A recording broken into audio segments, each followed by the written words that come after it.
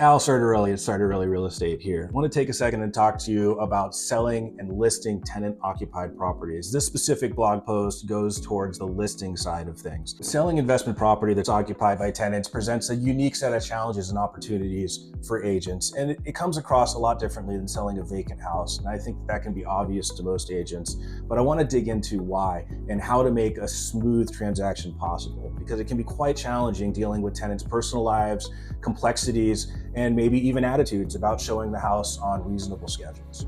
One of the first things you want to do is get your hands on a copy of a lease and get an estoppel together to confirm the lease dates, the rent amounts, security deposits, and other key data that you're going to need to know in order to make a good transaction happen.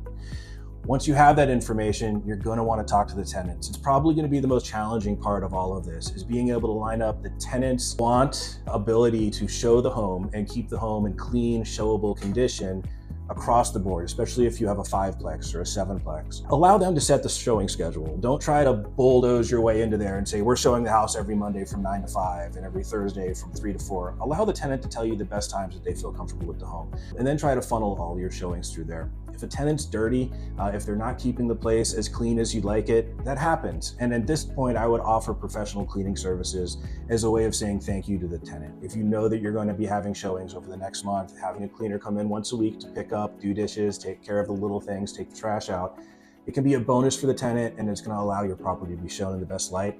Most importantly, it's going to take a lot of aggravation off your schedule. If a tenant have pets or anybody in the house with a disability, you're going to want to work around that. It's going to be a lot more challenging to show the home, and you'd rather have that information up front so that you can create a showing schedule that works best for the tenant. Calculating net operating income, getting your financials together is probably the biggest thing that I see as a lack of smaller investment properties. Triplexes, quadplexes, things you see on the MLS rarely come with a P&L. Get with your client, have them figure out their operating expenses, have them figure out their income, have them figure out their vacancy rate, and have them figure out their extraneous costs to owning the property are. You're going to get asked these questions. You're probably going to get asked these questions before someone even schedules a showing. Having that up front presents a professional image and allows you to be ahead again of the aggravation that comes when you're trying to find this stuff out in the middle of a deal. Tenants that may be a little bit harder to allow the house to be shown. I've had tenants that say, I don't want people in my house, period. This is something that you're going to have to work through, whether you don't show that unit, or whether you force it, or whether you offer the tenant the ability to terminate their lease early with a mutually agreed termination between the owner and the tenant to allow for showings of that unit. Having one vacant unit will help you dramatically if you can make that happen.